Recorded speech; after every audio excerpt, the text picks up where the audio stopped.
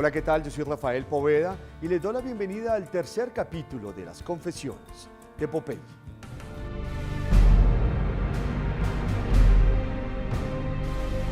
Comenzamos. Al final de la década de los 80 y principios de los 90, Colombia no solo veía la violencia que ejercía el cartel de Medellín para tumbar la extradición, sino el asesinato continuo de los líderes de izquierda, como sucedió con la Unión Patriótica y el M-19. En esas dos guerras hubo un protagonista común, Carlos Castaño Gil. Veamos qué dice sobre este personaje John Jairo Velázquez Vázquez, alias Popeye. Carlos Castaño nos ayuda a nosotros a volar el DAS, ¿para qué? La mente de Carlos Castaño no la entiende nadie. Para que muera toda la evidencia de la gente que le había ayudado a él a matar a los líderes de la izquierda. Porque Carlos tenía eso. Carlos, ¿por qué mata a la banda de la terraza? Porque Carlos mata a Jaime Garzón. Cuando mata a Jaime Garzón y ve en la televisión el entierro de Jaime Garzón, Dios mío bendito. Nadie sabía quién era Jaime Garzón hasta que no lo enterraron, que se dio ese río de gente. Todo el mundo dijo, Dios mío bendito. Carlos se asusta. Carlos mata a la banda de la terraza, eran los mejores sicarios que tenía. La banda de la terraza eran nuestros amigos, sobre todo el negro Elkin, que era el jefe. Cuando nosotros ya éramos bandidos de nombre en Medellín, ellos jugaban bolitas en un lugar que llamaban La Terraza y robaban carritos y mataban por ahí gentecita, pero no eran más nada. Cuando ya nosotros caímos en desgracia, que perdimos el poder, ellos se volvieron los putas y eran berracos, aprendieron a trabajar con nosotros. Nosotros los llevamos a hacer vuelticas por ahí para que aprendieran a matar. Carlos cita a la banda de La Terraza y los mata por el caso de Jaime Garzón, para que eso quede listo. Antes de los atentados, ¿en algún momento Maza Márquez fue amigo del cartel de Medellín? Maza Márquez no fue amigo, pero tampoco fue enemigo. Carlos Castaño, cuando empieza la guerra con Cali, él estaba llevando una doble vía, porque nosotros estábamos bregando a matar a Carlos y a Fidel.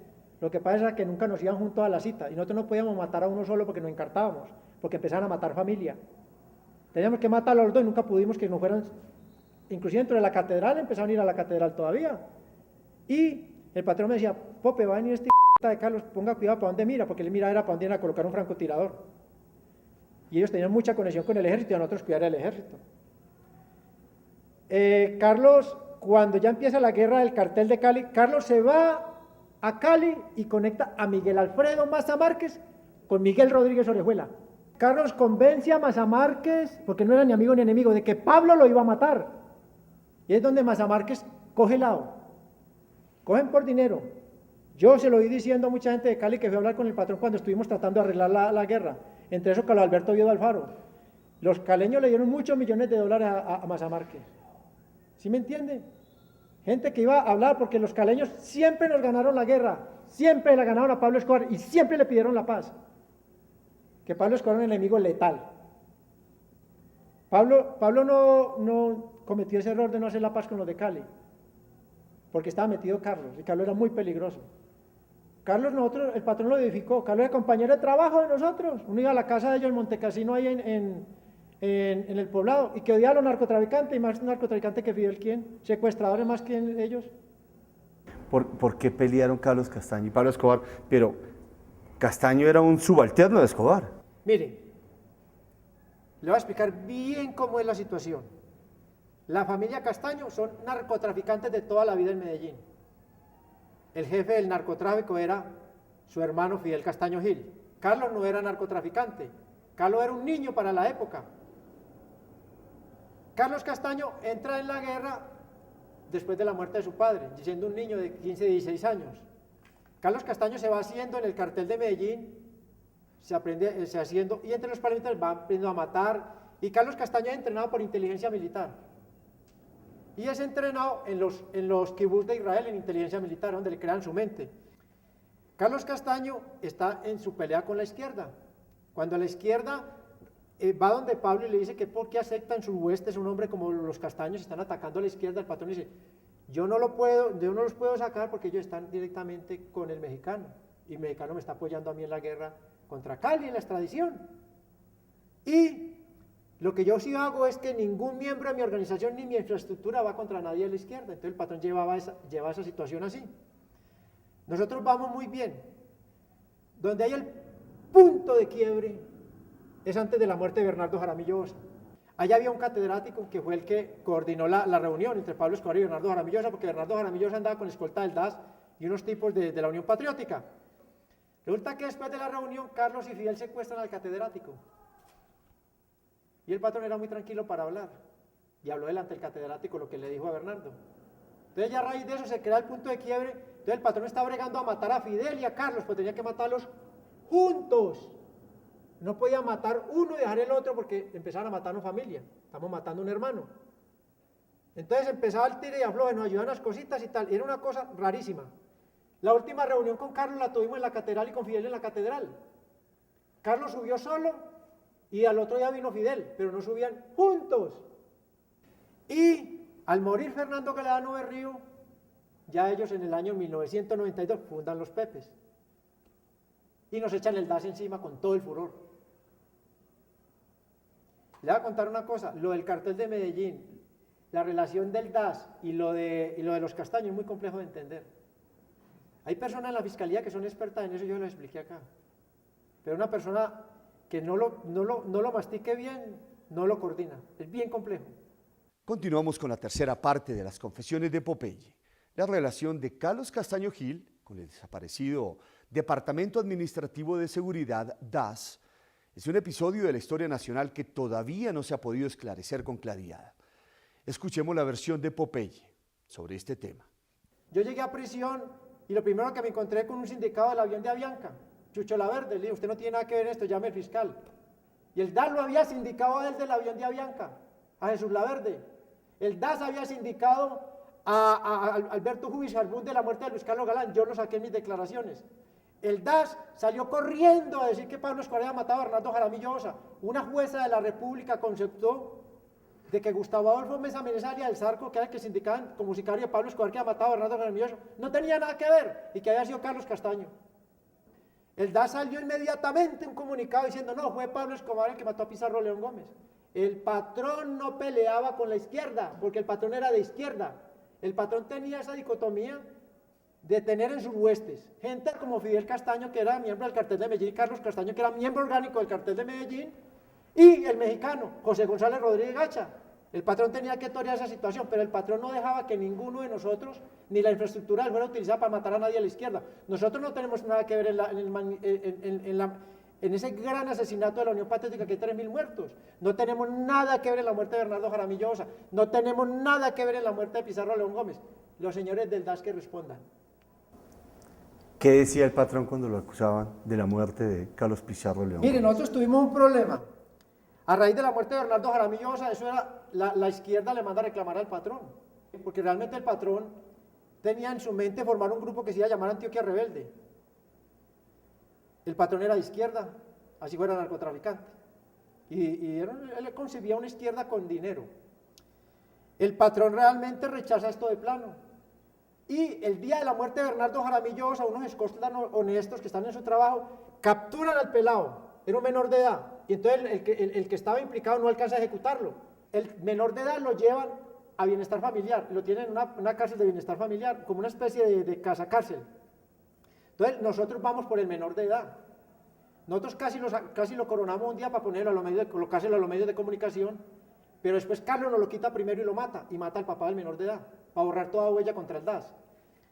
El patrón realmente estaba rechazando lo que el DAS, y el patrón en sus comunicados rechazaba lo del DAS en la muerte de Bernardo Jaramillo Llosa, porque el patrón boleaba codo para no dejarse involucrar en la muerte de la izquierda, porque esa era una estrategia de los Castaños. Bueno, nosotros hacemos una pausa, pero ya regresamos con mucho más de esta tercera parte de las confesiones de Popeye.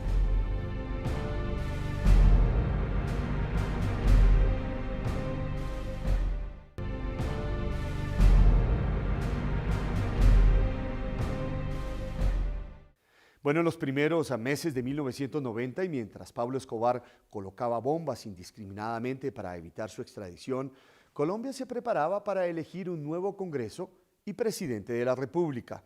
El grupo guerrillero M-19 acababa de desmovilizarse y participaba en las elecciones como la Alianza Democrática M-19, con Carlos Pizarro León Gómez a la cabeza.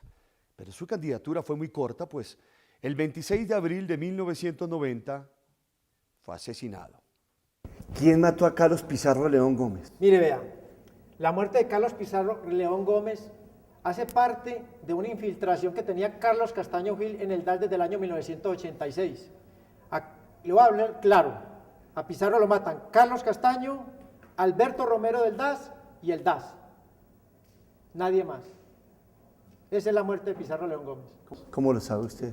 Yo lo sé muy fácil porque Carlos Castaño hizo muchos operativos para el cartel de Medellín y dentro de la contabilidad del cartel de Medellín habían dineros para este jefe de seguridad del DAS, Alberto Romero. Yo llevo 5 años hablando de Alberto Romero. La gente me decía, Popeye está loco, eso no existe. Esta semana apareció hace 15 días dando la espalda. Eso hace parte de un crimen, eso es un crimen de Estado, la muerte de Pizarro León Gómez. Y hay un mismo modus operandi, la misma arma, el mismo modus operandi de los sicarios, el mismo escolta del DAS, infiltrado en lo mismo de Luis Carlos Galán, y hay un patrón común, el arma y el entrenamiento de los jóvenes que hacen esto, en un caso niños y otro ya adultos. El escolta que sabe todo lo que está sucediendo, el que ingresa el arma al lugar donde se va a cometer el crimen, el que tiene contacto con Carlos y que tiene contacto con el sicario, es el que lo ejecuta. La muerte de Pizarro León Gómez es un crimen de Estado. Pizarro estaba muerto. ¿Usted sabe qué iba a pasar ahí o cómo se enteró de todo eso? No, realmente pues, como el DAS inmediatamente muere Pizarro, acusan a Pablo Escobar, y yo estaba con el patrón empieza a defenderse de esto, porque ya nosotros habíamos roto el cordón umbilical con Carlos Castaño a principios del 91, porque es que el patrón le avisa a Bernardo Jaramillo Osa de que lo van a matar con los del DAS, que se cuide, y Carlos se da cuenta y donde rompemos el cordón umbilical. Entonces ya Carlos empieza a tirarse encima todo lo del DAS, todo lo que haga el DAS, y empiezan a tirárselo a Pablo Escobar. El 7 de agosto de 1990 se posesionó como presidente César Gaviria Trujillo y para aumentar la presión sobre el naciente gobierno, Pablo Escobar le agregó a las bombas, extorsiones y asesinatos el secuestro de importantes personalidades. El primero de ellos fue el de la periodista Diana Turbay. ¿Qué te acuerdas tú del episodio del secuestro de Diana Turbay? ¿Por qué Pablo secuestró a Diana Turbay? Al coger a Diana Turbay se tiene agarrada a la casa Turbay y se coge la niña, porque la inteligencia se hizo bien, cuál era el que le dolía, y ese es el que le dolía al doctor Julio César Turbay Ayala. Se coge Diana y se tiene guardada ahí en Copacabana, Antioquia, y se empieza la negociación, porque la negociación estaba colocando dura, porque la DIJÍN pensaba secuestrar familiares de Pablo Escobar y de nosotros para cambiarlo por los periodistas. Pablo Escobar sacó un comunicado donde decía de que las familias de nosotros estaban dispuestas para el sacrificio. Cuéntanos de cómo se planeó el secuestro de Diana, cómo se hizo, cómo ejecutó. Lo de Diana se empieza a trabajar muy despacio. Se empieza a trabajar por intermedio de Ricardo Príscolo Preda con un muchacho de Bogotá que iba a las comunas de Ricardo. Y empiezan a engañarla a ella de una cita con el cura Pérez, con el jefe máximo del ELN. Porque el ELN tenía contacto con Pablo Escobar. Entonces empieza el contacto con Diana Turbay, empieza el contacto y la llevan directamente a la cita engañada totalmente, porque yo después estuve preso con el muchacho que la engañó. ¿Quién la engañó? Un muchacho del ELN, en este momento se me escapa el nombre, retirado del ELN, ¿sí me entiendes? No era del ELN, estaba retirado. Pero en su momento estaba en el ELN. No, estaba retirado. ¿Cuál es el anzuelo? ¿Cuál es el anzuelo es el cura, y el muchacho demuestra que él perteneció al ELN. En la revista le hace una investigación y se sabe que el muchacho es del ELN, pues no sabían que estaba retirado. Entonces el anzuelo es ese. Y ella sale y la citan en el Magdalena Medio, ya entra a Antioquia, que la cita era en Antioquia. Porque a ella le están diciendo que el cura se iba a mover a Antioquia para atenderla bajo la estructura de Pablo Escobar. Y se sabía que Pablo Escobar, porque Diana era pensante, sabía que Pablo Escobar era de izquierda. Ella la engañan y en el Magdalena Medio les dicen que están secuestrados. Los tienen ahí un rato y ya los suben a Antioquia. Porque había un manejo total de la zona por parte de Pablo Escobar. ¿Tú la viste? No, a Diana yo no la vi, ¿por qué? Porque yo siempre andaba con el patrón. Ella pidió muchas entrevistas con el patrón porque ella nos escribía. Como hay un correo, Ricardo nos mandaba las cartas de ella y pues para Pablo, que una entrevista con él. Cuando Diana le escribía a Pablo, ¿por qué Pablo no le contestaba o por qué no la veía? Realmente Pablo no la veía por lo que la presión de las autoridades también era fuerte. Y nosotros estuvimos en esa casa donde estuvo Diana, pues estuvimos escondidos un tiempo ahí, sabíamos entrar ahí, sino que realmente el patrón no se dejaba ver mucho los bandidos de Ricardo. Entonces movernos hasta allá era riesgoso y moverla a ella también. Lo que pasa es que movernos tampoco estaba tan fácil, porque la policía también estaba dando una lucha, era una guerra. El patrón no quería hablar con ella porque él realmente, pues él esperaba soltarla, no es matarla. Y si él la soltaba, porque Pablo Escobar decía que eso se llamaba los extraditales, que eran unos narcotraficantes que estaban peleando en contra de la extradición, que él hacía parte de los extraditales porque era el más moderado, que él era el que decía no maten, no hagan esto, pero el asesino era Pablo. Entonces Pablo Escobar, si iba a soltar a una persona, no le daba la cara. Diana insistió mucho. ¿Qué escribía ella? No, ella lo que la mamá era la que suplicaba por la vida de ella era íntegra, diciendo que le explicaran por qué estaba secuestrada, que ella quería salir a cooperar con lo de la política de sometimiento a la justicia, porque realmente los decretos los que lo impulsó fue la mamá de Diana. Ella fue la que obligó al presidente porque lo acorraló. ¿Cómo le llegaban esas cartas que escribía la mamá de Diana, doña Nidia? ¿Cómo le llegaban a Pablo? ¿Cómo la recibía él? A él le llegaban a través de un industrial de Medellín, que era Diego Londoño Guay. Y Diego Londoño Guay tenía contacto directo con nosotros. Como él conocía pues toda la sociedad de Bogotá y se movían, cualquier cosa que necesitaban con Pablo, con Diego Londoño Guay. ¿Qué te acuerdas tú que le escribió doña Nidia a Pablo? Me acuerdo que eran cartas donde muy religiosas, le mandaba estampitas, donde le mandaba suplicar por la vida de la hija, que se pusiera la mano en el corazón, que él tenía familia, más que todo suplicando por la vida de la hija. ¿Y cuál era la expresión de Pablo y la reacción de Pablo? No, era frío, Pablo era frío. Él no se dejaba conmover con nada. Él la admiraba y todo eso, él lo capitalizaba, de como más dolor tuviera esta señora, más apresionada por lo de la constituyente, más presionada por los decretos del 3030, el 2047, que eran decretos de sometimiento a la justicia. Ella era la que tenía acorralada realmente al presidente Gaviria, por los medios de comunicación. Nosotros estábamos escondidos en una casa en el barrio Prado de Medellín, una caleta. Entonces el patrón me dice, si Diana vive, perdemos. Si Diana muere, ganamos.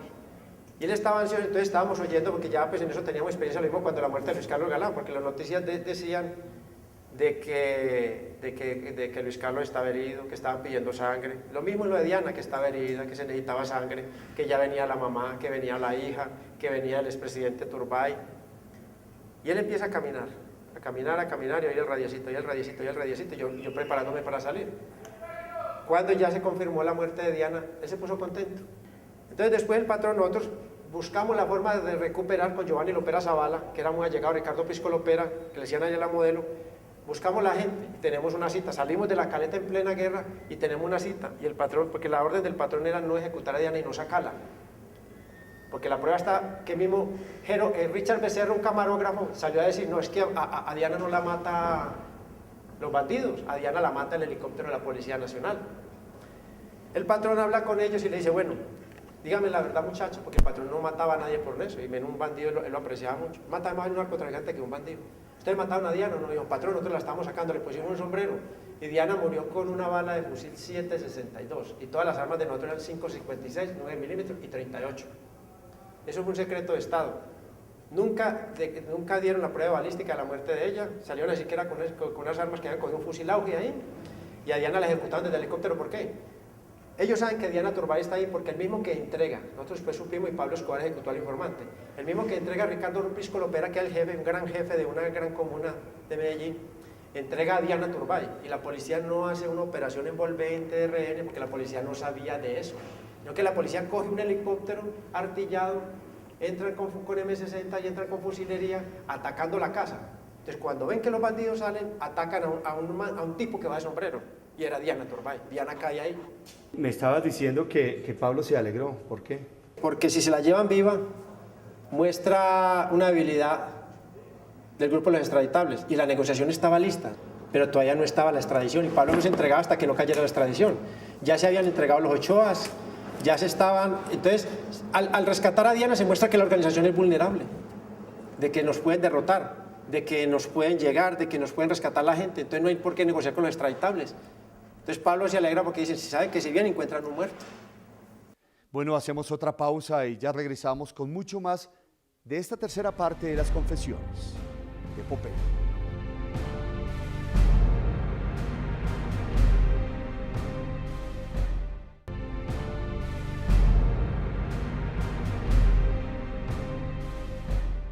Continuamos con la tercera parte de las confesiones de Popeye.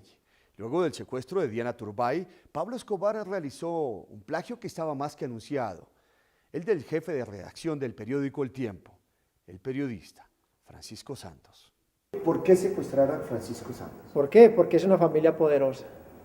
El patrón, cuando hace el esquema de secuestros, él quiere coger las 4 familias más poderosas de Bogotá, porque en Bogotá está la plata del cemento, la plata de la corrupción, la plata del petróleo, está todas las platas y está todo el poder, Bogotá. Así Bogotá, todo el mundo diga que es muy aburrido. A los países no les gusta ir a Bogotá, pero está el dinero de Colombia, está en Bogotá. Entonces hay que coger y está el poder, hay que coger las 4 familias. Las 4 familias de la época, ¿quién era? La familia Santos, poderosísima. Don Hernando era más poderoso que cualquier presidente de la República de Colombia. Había que coger la familia Pastrana, poderosísima, hijos de expresidentes y con ganas de carrera política, delfines, un delfín. Había que coger la casa Turbay y la casa Galán. Entonces el patrón toma la decisión de secuestrar a Francisco Santos porque le hacen un estudio de inteligencia, porque estaba moviendo pues un carro blindado y con un chofer, y entonces el secuestro lo planean de forma que sea fuerte, con la orden de ejecutar el chofer. La joya de la corona de Pablo Escobar era Francisco Santos.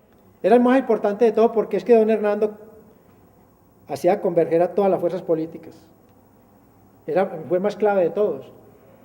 El patrón se mostraba euforia cuando se secuestraba a una persona esta fuerte. ¿Se lo llevaron para dónde? Ahí mismo Bogotá, siempre estuvo en Bogotá. Porque es que resulta que como nosotros llegamos a Cabo Andrés Pastrana de Bogotá hacia Medellín, entonces sacaron secuestrado de Bogotá porque las autoridades dijeron, bueno, tratan de sacarlo esta noche. Porque en el momento que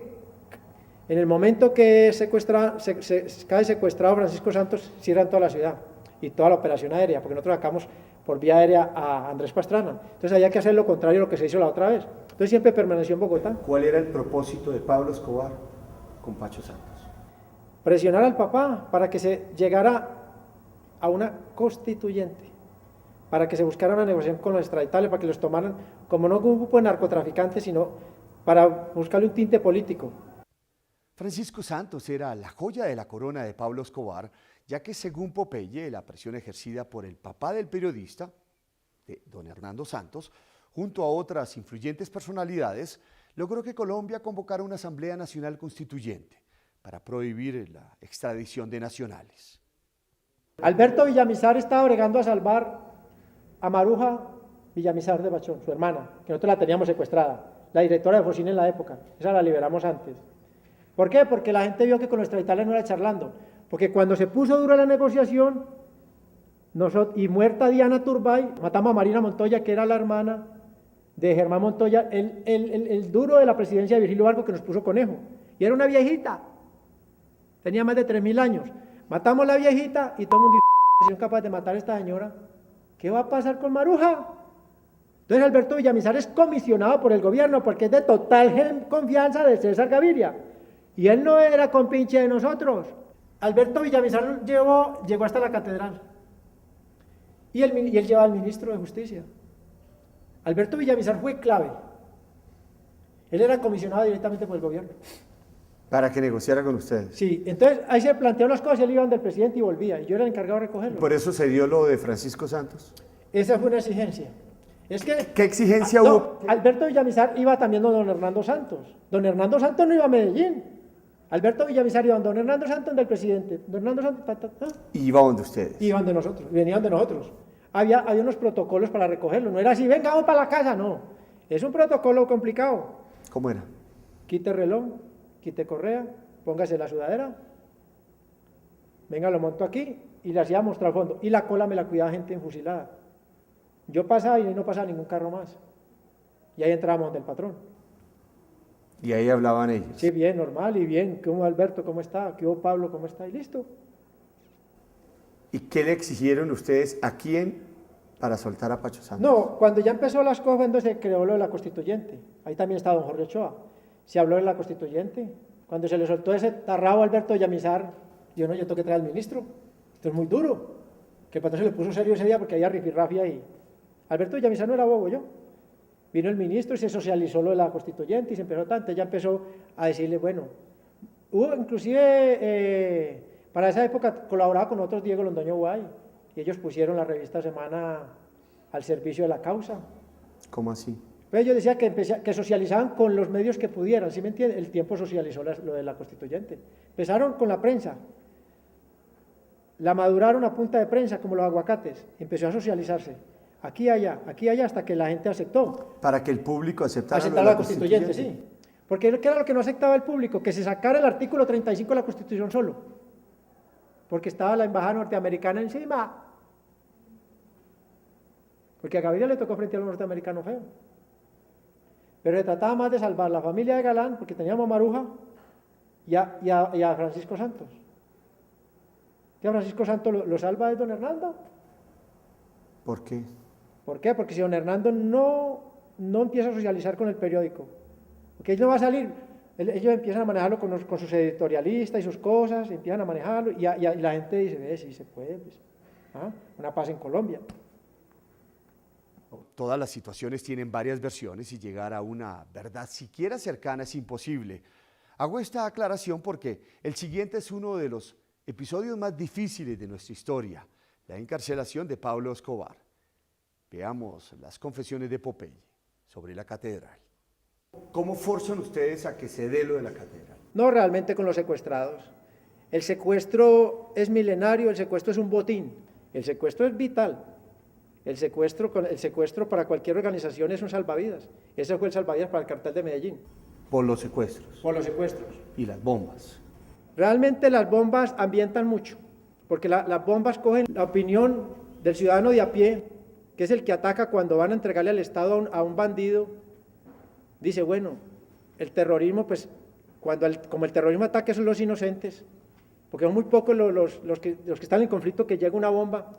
Entonces la señora que va a soltar a su niño por la mañana para el colegio dice, puchica, están colocando bomba y mira al niño y dice, Entonces cuando ve que le van a entregar al Estado a un Pablo Escobar, entonces no se opone.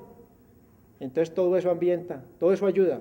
Pero el corazón, lo central es el secuestro. El secuestro es un arma política brutal.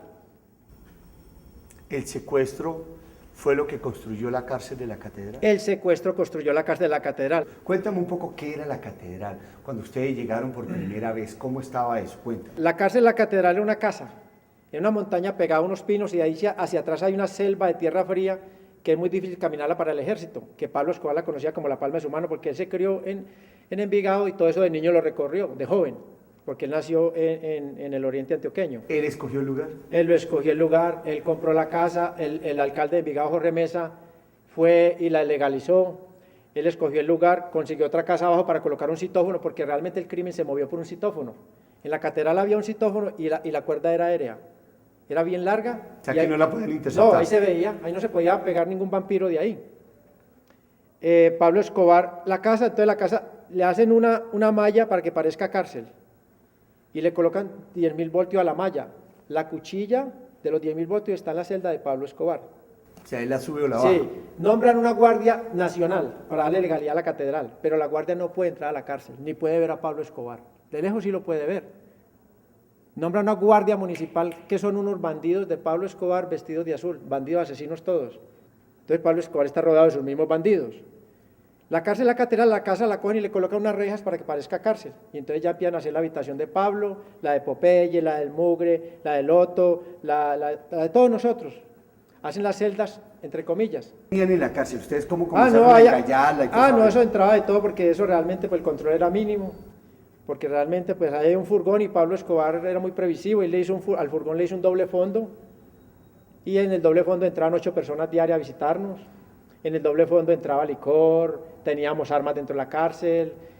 Bueno, hacemos otra pausa de esta tercera parte de las confesiones de Popeye.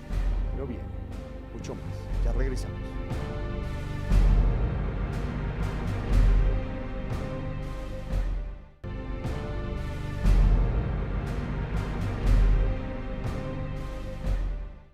Continuamos con el tercer capítulo de las confesiones de Popeye. A los pocos meses de estar preso en la cárcel de la Catedral en Envigado, comenzaron a circular los rumores sobre los excesos y las cosas poco santas que hacía Pablo Escobar allí. ¿Qué mujeres entraron? No, toda clase de mujeres iban allá, reinas de belleza, de todo. ¿Nombres? No, realmente pues yo en ese tema sí no me gusta meterme mucho porque trae mucho problema, mi amigo, porque eso... Pero realmente fueron muchas reinas de belleza de la época, ahí encontraron fotos, las banderearon por ahí en los medios de comunicación. Inclusive allá hubo una fiesta, la primera fiesta que tuvimos nosotros así como sosegada, una fiesta de disfraces. Ahí nos disfrazamos todos ahí, entonces yo trabajaba mucho, yo trabajaba 20 horas, dormía 4.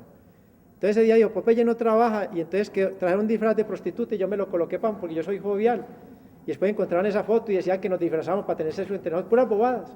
Pero realmente en la catedral sí subieron muchas mujeres, y inclusive el patrón antes de terminar la catedral hizo una caleta para cuando venían las autoridades de Bogotá, porque él tenía que avisarle que venían. Entonces metía las peladas ahí. La visita se demoraba 2 horas y ellos se iban y sacaban las sardinas de ahí y seguía la fiesta. Ahí había una discotequita, había un sauna. Eso realmente, pues ahí sí, eso fue complicado. Nosotros mismos nos enterramos el cuchillo con eso, porque el patrón nos decía que no. El mugre fue el que hizo la discoteca y usted llegaba y tomaba whisky, cerveza, champaña, y ahí nos emborrachábamos. Y entonces ahí sí hubo mucho desfile de mujeres, la catedral, y el patrón tenía su chimenea, prendía su chimenea de madera real. Y ahí él tenía una habitación súper lujosa, exageradamente lujosa. No lujo, sino exageradamente lujosa, cortinas de lujo, todo de lujo, pisos de lujo. Eso la esposa de doña Tata, doña María Victoria fue la que decoró eso. Vestir, unos baños súper sofisticados, eso es una locura. Cuéntanos un poco de los lujos de la catedral. No, eso es una locura. Cada uno organizó su celda lo que mejor pudo. Para la época no existía el internet, pero sí ya había algo que se colocaba un aparatico y se podía chatear, pero no era un internet. El mugre era muy hábil en eso. Todo eso lo utilizaba el patrón para delinquir porque le estaba traqueteando desde ahí, matando en esa guerra de Cali, pues de ahí, desde la catedral mató a Henry Pérez, que era el jefe de, porque Henry Pérez nos traicionó en el Magdalena Medio, y era el jefe de las autodefensas. ¿Qué lujos había brevemente? No, lujos, las habitaciones eran lujosísimas, camas de lujo, escritorio de lujo, cerámica de lujo en los pisos, los baños de italianos, todo italiano, las cabañas lujosísimas. No, el lujo era total. ¿El gobierno sabía esto? Total, es que ahí entraban los funcionarios del gobierno. Allá, en esa época, el ejército tenía el control del IMPEC. Había un coronel Navarrubio. Navarrubio entraba y veía todo eso, pero Nava estaba controlado por Pablo. Entonces ellos se hacían los de la vista gorda. Gaviria lo sabía. Ahora es que yo veo que el expresidente sale a decir que no sabía nada, él sabía claro. Inclusive hubo un problema porque una vez llegaron unos funcionarios del Ministerio de Justicia y Mogre los amenazó, porque querían hacer algo con la malla, querían como quitar el control de la cuchilla que la tuvieran ellos, y eso hubo un medio rifirrafe ahí, pero Pablo Escobar apagaba todos esos incendios con plata o con bala.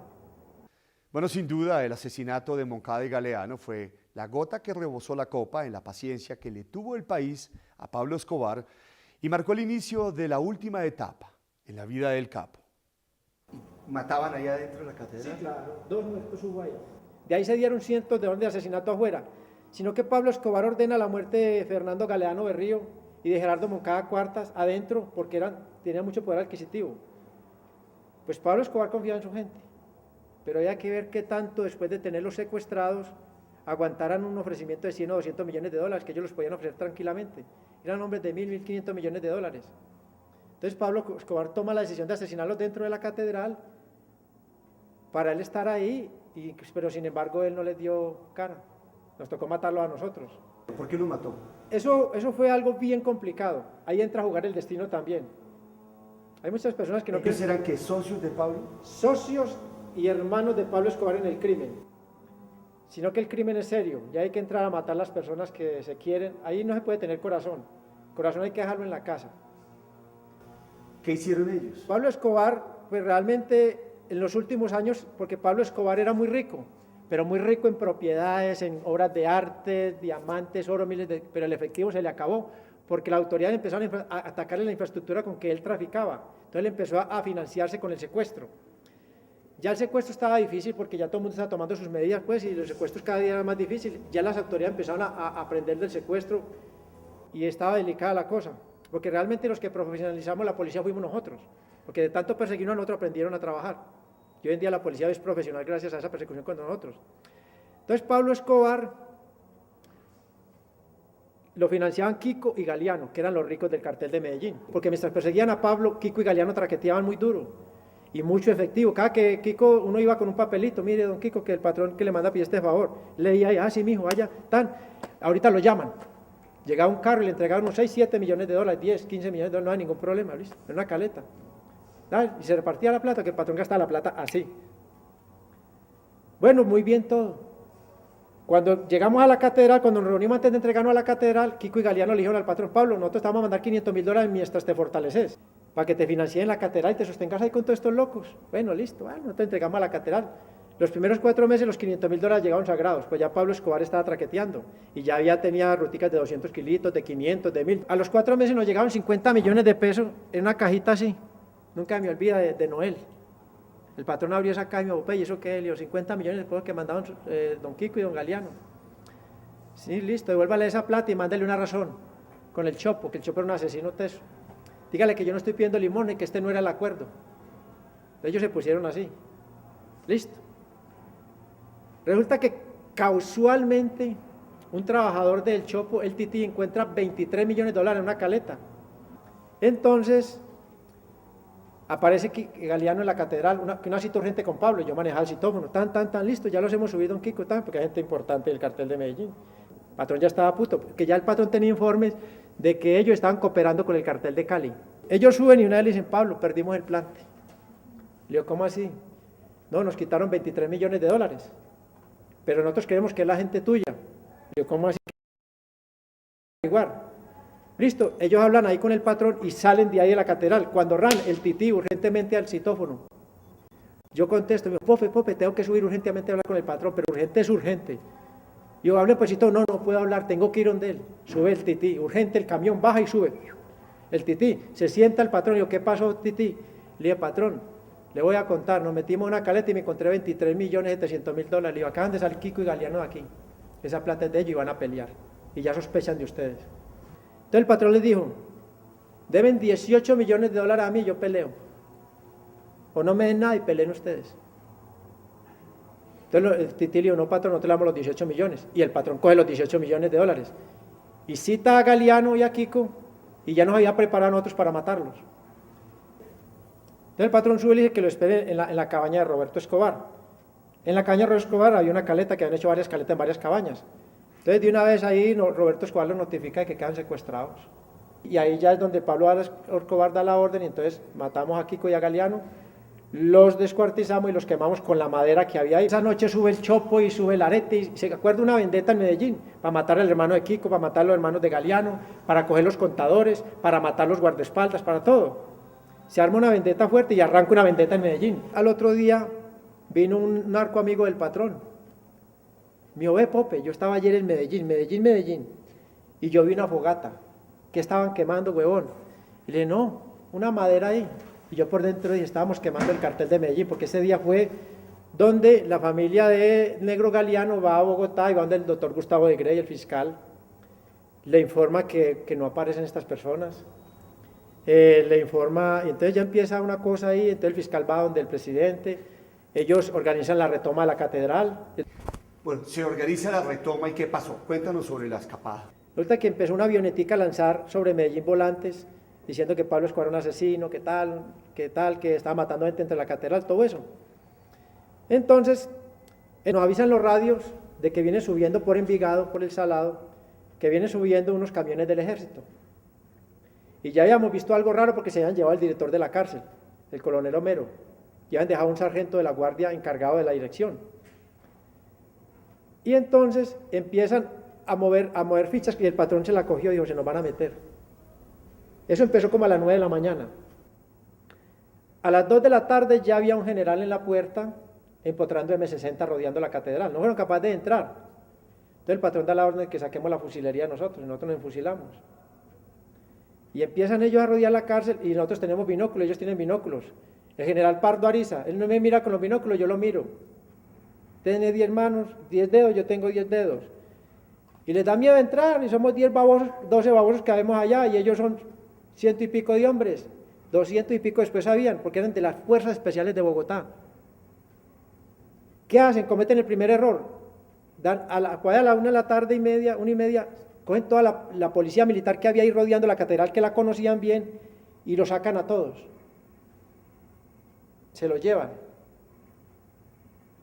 Y colocan en esos puestos a la policía, a los soldados profesionales llegados de Bogotá. Y nosotros escaneamos los radios y empiezan, no saben ubicarse. Y el patrón tranquilo, como un témpano de hielo, él empieza a mover, y el patrón dijo: nos tenemos que ir. nos vamos a las 11 de la noche, porque él sabía que a las 11 de la noche la neblina tapaba la catedral, que la catedral siempre era tapada porque eso es una zona alta de Envigado. Y ahí empezó el rifirrafe, entonces se da una gran acción de parte del coronel Navarrubio y del viceministro de Justicia, que primero nosotros habíamos visto al viceministro de Justicia que era jefe de escoltas de Gaviria y después lo nombró viceministro de Justicia, y entraron a la cárcel, y el patrón dijo, esta es una gran oportunidad, porque realmente el patrón no sabía que iban a entrar ellos. Entonces el patrón llega y me dice a mí, bueno, Popeye, coja usted al viceministro de Justicia, y él con otro grupo cogió a Navarrubio, y vamos a ver qué es lo que va a pasar aquí. Entonces meten a una pieza a Navarrubio y yo meto al viceministro a otra, ya encañonados. Navarrubio, el patrón le pregunta, ¿a qué vienen? Entonces Navarrubio le dice, venimos a cambiar los soldados de las garitas, a cambiar los guardianes de la garita, la Guardia Nacional, por soldados, para tener control, porque aquí están pasando cosas raras. Listo. No le quiso decir, no sabía, él no sabía, porque ya el ejército sabía que Navarrubio estaba cooperando con Pablo Escobar. Viene el patrón donde el viceministro de Justicia, un tal señor Mendoza, que es un cobarde, Navarrubio un hombre fuerte, peso. El Mendoza un cobarde, le dijo, ¿a qué vienen? Le dijo, venimos a trasladarlo a usted y a los muchachos para la 4ª brigada del ejército. Entonces el patrón dijo, ustedes vienen a matarnos y ustedes también los van a matar, porque le habían desinformado a los 2 funcionarios. Resulta que el gobierno no les había dado la autorización de entrar, ellos entraron a moto propio. Entonces ya el patrón ya cogió al viceministro de Justicia, le puso un teléfono para que llamara a Bogotá. Cuando eso le contestó el secretario de Presidencia, y de una vez le dijo, no, está el decreto listo para echarlo como funcionario, para desvincularlo, para destituirlo. Nosotros no lo autorizamos a entrar y quedaron solos. Entonces eso nos dio a nosotros mucho tiempo para organizar y esperar que llegara la noche para poder salir. Entonces el patrón escogió los que nos íbamos con él y los que se quedaban, porque hay unas personas como Valentín Taborda, otros que no podían caminar la montaña porque la montaña es así. Él había construido la cárcel, entonces el muro que soporta la malla, uno de esos ladrillos fue con yeso, no con cemento. Le metimos la pata y por ahí no fuimos, porque el patrón la conocía bien. Porque ese general no organiza el secuestro de un gato entregándole el gato, la jaula, la leche y la cabulla. Eso estaban enloquecidos, no sabían, y con la noche se acabaron de enloquecer. ¿Por dónde salieron? Salimos por la parte de la celda del patrón, por debajo de la malla, como le expliqué ahora. Y uno de los muchachos de los guardias municipales que se quedaron ahí, bajó la cuchilla a los 10.000 voltios y nosotros le pegamos la malla y nos fuimos. Por debajo pasamos y nos fuimos. Nosotros empezamos a bajar, porque el patrón conocía perfecto eso. Y bajamos hacia Envigado. Fue tan perfecta la fuga que para la época estaban racionalizando la luz. Y entramos y estaba todo oscuro. Entramos a una finca, aseguramos la finca, era de un amigo del patrón del Trino. Ya llegó el Arete, llegó otro, José Fernando Posada Fierro, llegaron automóviles, llegó la infraestructura del cartel de Medellín a apoyarnos. Ya de ahí ya se colocó radios en la zona, se aseguró la zona. Ya de ahí se empezó a salir una gente, se fue el hermano del patrón, se fue una gente y nos quedamos el patrón y yo solo, y ahí salimos caminando hacia otra caleta de ahí, en Sabaneta, Antioquia, y ahí nos quedamos en esa casita. Bueno, la fuga de la catedral es sin duda uno de los capítulos más inverosímiles y vergonzosos de la historia colombiana. Y de esta manera hemos llegado al final. A todos ustedes, muchas gracias por su sintonía, por estar con esta tercera parte de las Confesiones de Popeye. Yo soy Rafael Poveda. Gracias por su sintonía.